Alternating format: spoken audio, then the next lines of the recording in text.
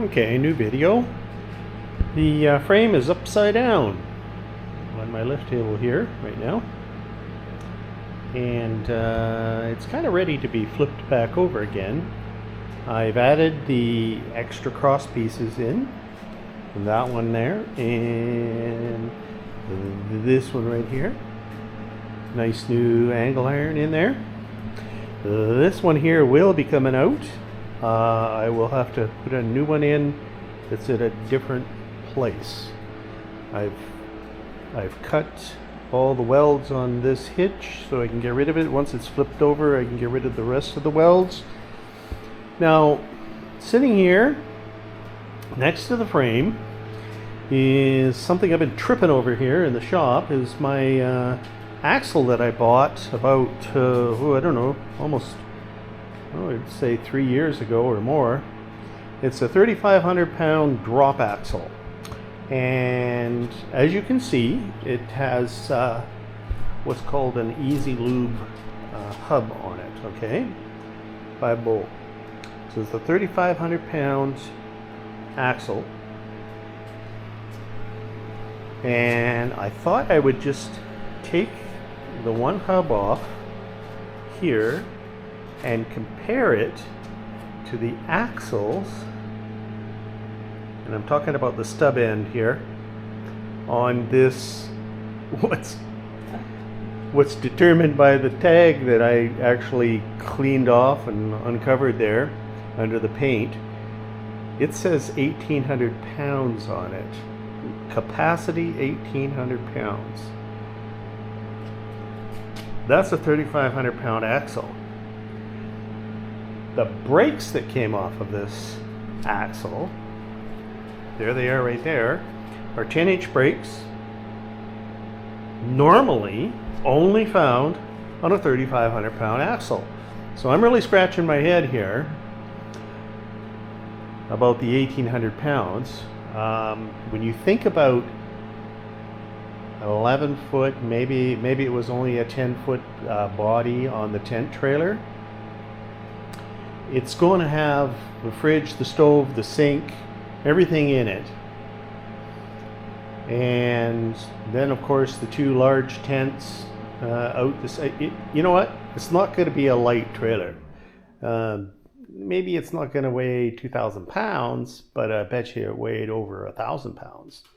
This axle alone, or this frame, you know, when we went to flip it over, it's pretty heavy. The other frame I had, the other Jayco frame, which was smaller, lighter metal, well, it didn't weigh much, probably about 300 pounds. Easy to flip over. This one here, probably another 100 pounds at least. And some of that weight is in that axle there. That's a thicker tube in the middle, and heavier metal on the main frame. So anyways, now I'm contemplating putting these hubs without brakes on this trailer, because even when I'm done with this trailer, it's going to be far less than 2,000 pounds.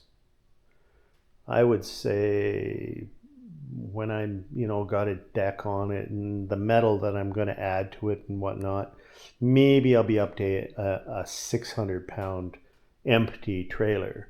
Well, that leaves you with a lot of capacity. Don't need brakes. I mean, as far as I understand, if your trailer is pushing the same weight as your vehicle, you need brakes. But this is going to be still a light trailer compared to the vehicle that you'll be towing it with. I know the Buick that we have is rated at towing 5,000 pounds, but that's just the way it is. You could have a brake controller in it, but it doesn't. So I'm thinking of I can put the brakes on here, the backing plates will bolt right on there. Okay, it's all the same. And then I just stash this outside, and it'll be good for another trailer at some point. maybe even Dave's landscape trailer. It could use brakes because we've even put small cars on there. So that, yeah, we're gonna be thinking about that stuff, eh? But I'm gonna put these on. That would eliminate a lot of expense in the development of this trailer that I've got right here. It means I don't need wiring for the brakes. I don't need a 7-pin plug and a box, even though I've got one, but I wouldn't need that. I could just keep it very simple, 4-pin wiring.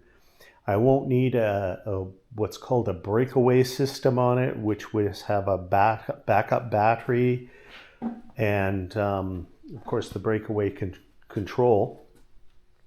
I don't need that. I think I like that idea of just putting the regular nice hubs. Those are brand new hubs. Put them on here. They'll be good for thousands of miles. I got new tires, so then this thing is just rolling down the road, very newish. And we'll throw the old brakes, the drums, and the bearings, which are also good. They're good. We'll throw them on here, and then it'll have the Easy Lube system on it, because the Easy Lube system is this little zert here for putting a grease gun on, and then it has some holes where the grease comes out right into the bearings.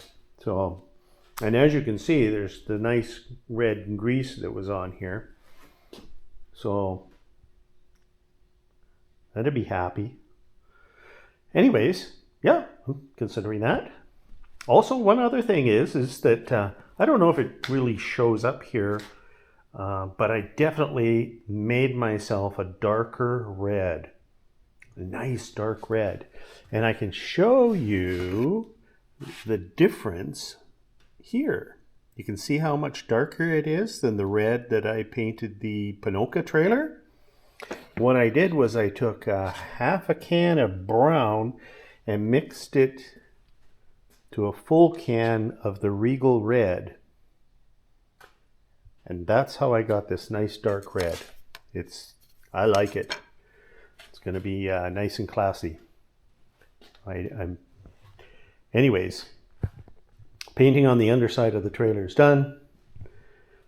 Time to flip it back over again and finish adding all the bits and pieces. I got pour 15 on the axle. It's good stuff. Can't scratch it off. So we're looking pretty good there. So that's just an update on what's going on here. Oh, it's a heavy one to flip over, but I think my son and I can handle it. We got it over on its back like this. So let's just, yeah, we got to do that right away. This paint's now cured. Okay.